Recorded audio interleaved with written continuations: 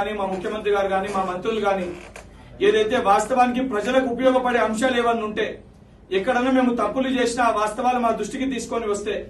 లేదా అసెంబ్లీ సాక్షిగా అసెంబ్లీలో ప్రతిపక్ష పార్టీ సాక్షిగా ప్రతిపక్ష నేతగా కల్వకుంట్ల చంద్రశేఖరరావు గారు హాజరై సమస్యలు ఏమన్నా మా దృష్టికి తీసుకొని వస్తే తప్పనిసరిగా స్వాగతించి ఈ యొక్క ప్రజా పరిపాలనలో ప్రతిపక్ష పార్టీని కూడా గౌరవిస్తూ ప్రతి సమస్యని పరిష్కరిస్తామని చెప్పి స్పష్టమైన హామీ ఇవ్వడం జరిగింది. దీన్ని పక్కన పెట్టి ఏదైతే ఇంట్లోనే కూర్చొని ఏసీలకు అలవాటైపోయి 10 సంవత్సరాల అధికారంలో ఉన్నప్పుడు ప్రజలకి అందుబాటులో లేకుండా ప్రజల సమస్యలు తీర్చకుండా ఎవరింట్లో కల్వకుంట్ల తారక రామారావు గారు, కల్వకుంట్ల చంద్రశేఖరరావు గారు, హరీష్ రావు గారు ఏదైతే వాస్తవాలు కానివి వాస్తవాలు లేనివి దాన్నే వాస్తవాలు అన్నట్టు చిత్రీకరించి ఏదైతే అడ్డగోలుగా సంబంధించిన కొంతమంది ఏదైతే పింక్ మీడియాకి సహకరించే కొంతమంది వ్యక్తులతోటి కొంతమంది ఆ మిత్రులని ఏదైతే దగ్గర పెట్టుకొని వాళ్ళకి లక్షలాలు ప్యాకేజ్ ఇచ్చి 3 లక్షల నుంచి 5 లక్షలు ప్యాకేజ్లు ఇచ్చి ఉద్దేశపూర్వకంగా కొన్ని ఛానళ్లు క్రియేట్ చేయించి ఏదైతే మా ముఖ్యమంత్రి గారు చేస్తున్న పనితీరు పైన మా మంత్రుల పైన అందరిపైన తప్పుడు ప్రచారం చేస్తారు. వాస్తవానికి ఏదైనా తప్పు జరిగితే ఆధారాలుంటే చాలా స్పష్టంగా గతంలోనే బీఆర్ఎస్ పార్టీ స్పోక్స్ పర్సన్ ఏదైతే క్రిషాన్ మాట్లాడినప్పుడే చెప్పినా నువ్వేదైతే ప్రెస్ మీట్ పెట్టి నువ్వైతే ఉస్మానియా యూనివర్సిటీకి సంబంధించి ఒక ఫేక్ జియో కాపీని సృష్టించడం జరిగింది, దాన్ని ప్రచారం చేస్తున్నావు, నిజంగా ఆధారాలు ఉంటే ఆ జియో కాపీ నిజమైతే బహిరంగ చర్చకి నేను సిద్ధంగా ఉన్నా అని చెప్పి సవాల్ విసుడితే దానికి స్పందన లేదు. దాని తర్వాత అంత స్పష్టంగా చెప్పినప్పటికీ దాని తర్వాత కేసై దానికి సంబంధించి కేసును ఎదుర్కొంటున్నప్పటికీ కూడా కనీస జ్ఞానం రాకుండా కనీస అవగాహన రాకుండా అడ్డగోలుగా ఏదైతే లోగో మార్చడానికి టీఎస్ని టీజీగా మార్చడాన్ని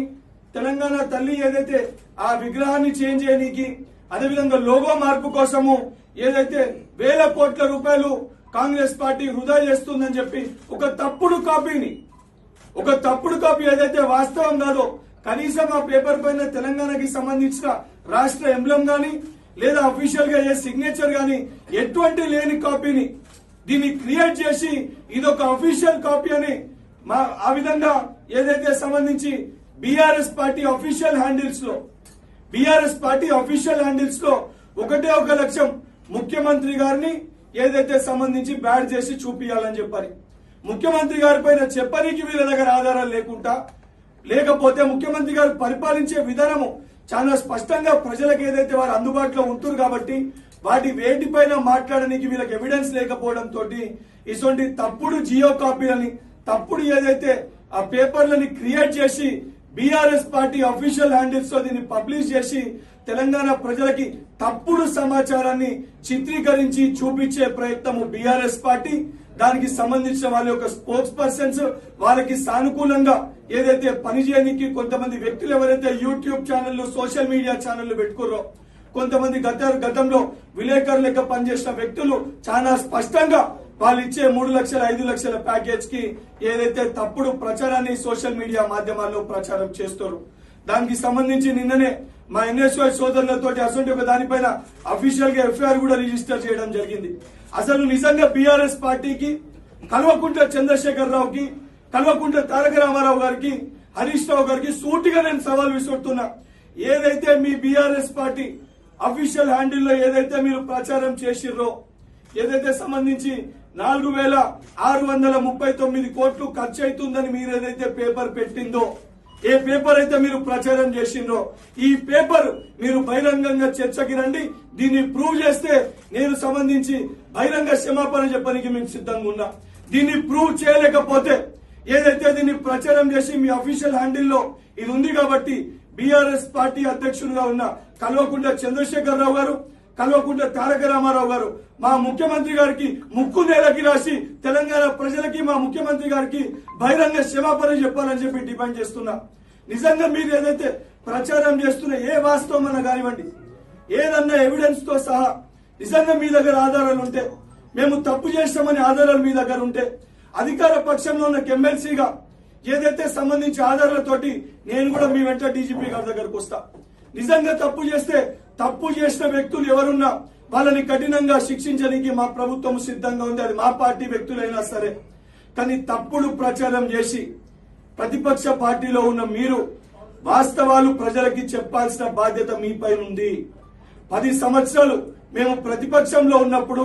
మేము ప్రజాస్వామ్యబద్ధంగా సమస్యల్ని లేవనెత్తినప్పుడు ఆ రోజు ధర్నా చౌక్ ని మీరు ఎత్తేసిండ్రు. ఆ రోజు మేము ప్రశ్నించే ప్రయత్నం చేస్తే అక్రమ కేసులు పెట్టి మమ్మల్ని జైల్లో పెట్టారు.